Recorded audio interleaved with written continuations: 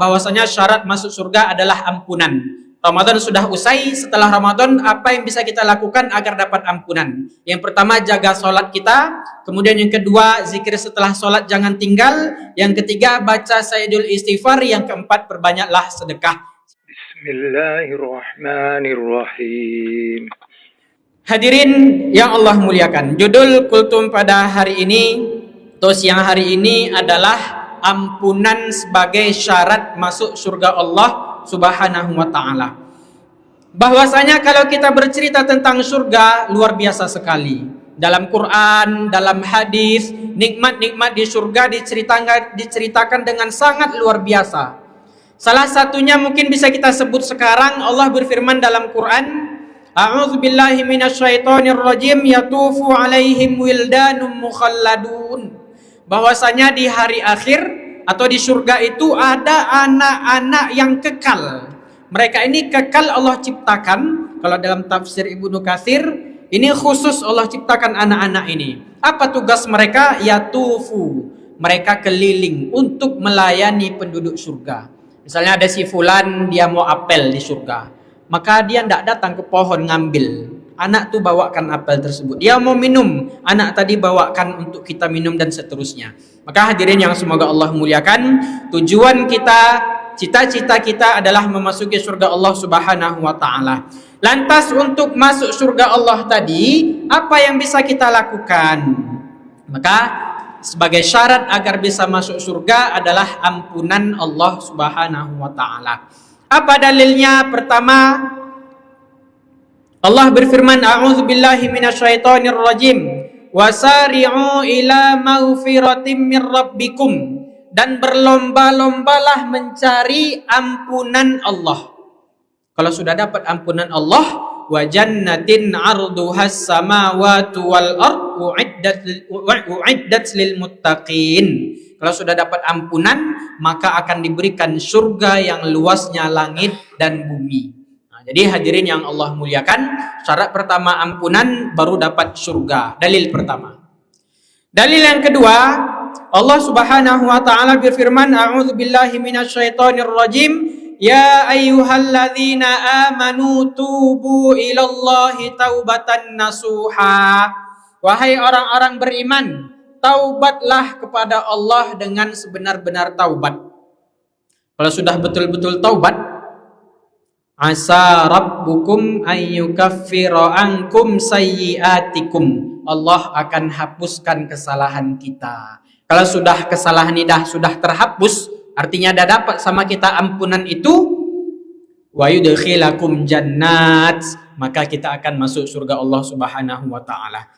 Ini dalil yang kedua, menandakan bahwasanya kita disuruh taubat agar dapat ampunan. Kalau ampunan tadi dah dapat, baru bisa masuk surga. Hadirin yang semoga Allah muliakan.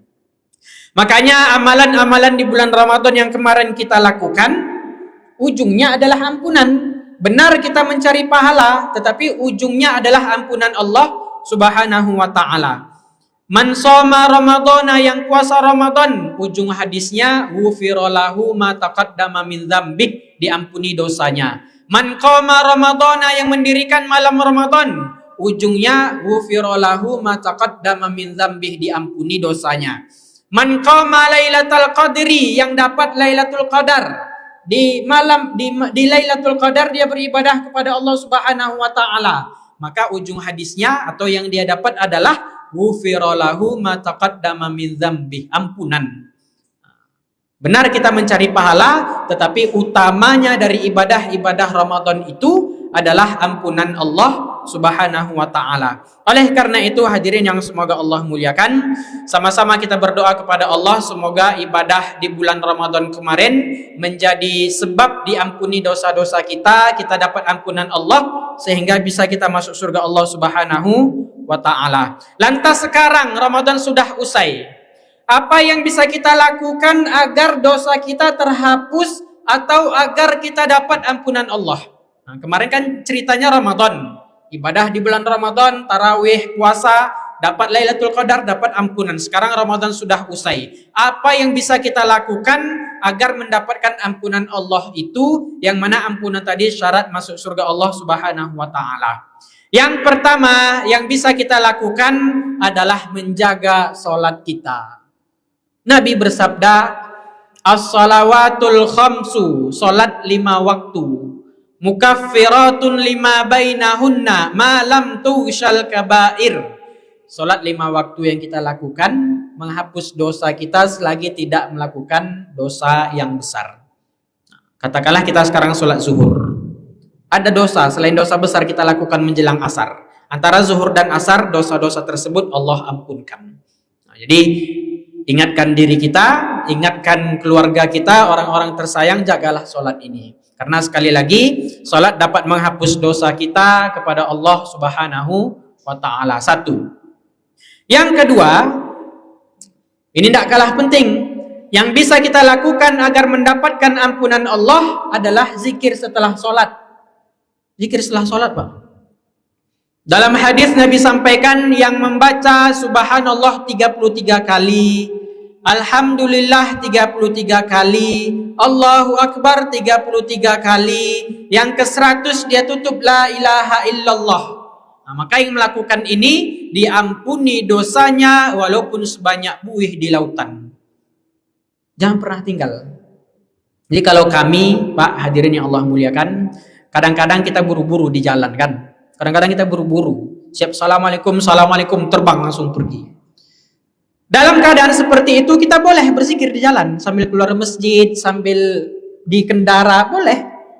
Tidak mesti kita duduk. Yang terafdolnya kita assalamualaikum, assalamualaikum, zikir dulu duduk. Tapi katakanlah satu saat kita terburu-buru. Ada yang mustahak yang harus kita lakukan. Atau mengejar waktu di perjalanan. Dan seterusnya. Maka boleh sambil di jalan. Yang penting jangan tinggal. Ringan. Assalamualaikum, assalamualaikum, zikir 33, 100 la ilaha illallah. Maka dosa-dosa kita Allah ampuni. Bahkan dalam riwayat yang lain boleh 10 subhanallah, 10 alhamdulillah, 10 Allahu Akbar, 10 la ilaha illallah. Udah dikasih oleh Nabi SAW oh kalau memang mau sedikit ya 10 bisa kita lakukan. Yang penting setelah sholat fardu jangan pernah tinggal zikir subhanallah, alhamdulillah, la ilaha Allahu Akbar dan la ilaha illallah. Itu yang kedua. Yang ketiga yang bisa kita lakukan adalah membaca sayyidul istighfar. Nah, nanti setelah sholat buka HP, tulis di Google sayyidul istighfar. Dalam hadis Nabi yang baca sayyidul istighfar di pagi hari dengan penuh keyakinan, jika ia meninggal menjelang sore, maka dia pasti masuk surga. Masuk surga kata Nabi. Kemudian yang membaca sayyidul istighfar di sore hari, sore-sore dia baca, selasar dia baca sayyidul istighfar.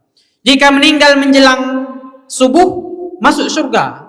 Hadis Nabi SAW. Karena di dalam sayyidul istighfar itu, Abu'u laka bi ni'matika alayya wa abu'u bi dzambi. Aku mengakui dosa-dosaku ya Allah. Faghfirli, maka ampunilah. Dalam kalimat sayyidul istighfar itu ada kata-kata minta ampun kepada Allah Subhanahu wa taala. Maka sekali lagi, yang ketiga yang bisa kita lakukan dan sangat ringan adalah membaca sayyidul istighfar tadi. Dan ini terangkum, Pak, dalam zikir pagi dan petang. Sore buka Google zikir pagi, tengok di YouTube pun ada. Buku-bukunya pun banyak yang jual. Buku zikir pagi dan petang dibaca. Diawali dengan ayat kursi, ada qul huwallahu ahad 3 kali, al-falaq 3 kali, an-nas 3 kali baca. Bisa menjaga diri kita dari hasad, dari dengki orang, dari ain, kemudian dari kejahatan malam, was-was setan dan seterusnya. Baca. Itu yang ketiga, membaca sayyidul istighfar. Yang keempat, yang bisa kita lakukan dalam rangka menghapus dosa kita kepada Allah Subhanahu wa taala adalah sedekah. Nah, sedekah ini ternyata bisa menghapus dosa. Nabi bersabda, "Was-shadaqatu tudfi'ul khati'ah." Sedekah itu menghapus dosa.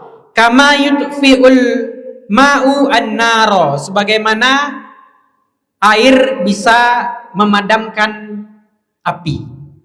Nah, bersedekahlah, kata Nabi, bersedekahlah karena sedekah bisa memadamkan dosa, menghapus dosa. Sebagaimana air bisa memadamkan api. Nah, sedekah ini sangat banyak manfaatnya, hadirin yang Allah muliakan. Kapanpun sedekah boleh, tetapi sedekah yang paling afdol adalah sedekah di waktu subuh. Kenapa di waktu subuh? Karena ketika subuh hari ada 2 malaikat yang datang. Salah satu malaikat berdoa, Allahumma a'ti munfiqan khalafan. Ya Allah, berikanlah orang yang sedekah subuh ganti yang lebih baik daripada yang dia sedekahkan tadi. Nah, jadi orang yang sedekah subuh dapat doa dari malaikat. Kapanpun sedekah boleh, tapi yang terbaik adalah di subuh hari. Kemudian hadirin yang Allah muliakan, dari sedekah itu bahwasanya bisa juga sebagai wasilah terhapus atau hilang penyakit kita. Dalam satu hadis Nabi bersabda, "Da'u mardakum bis-shadaqah." Sembuhkanlah orang yang sakit di antara kalian dengan sedekah. Ada kisah singkat kita kisahkan bahwa ada 3 orang yang mereka sedang berjalan.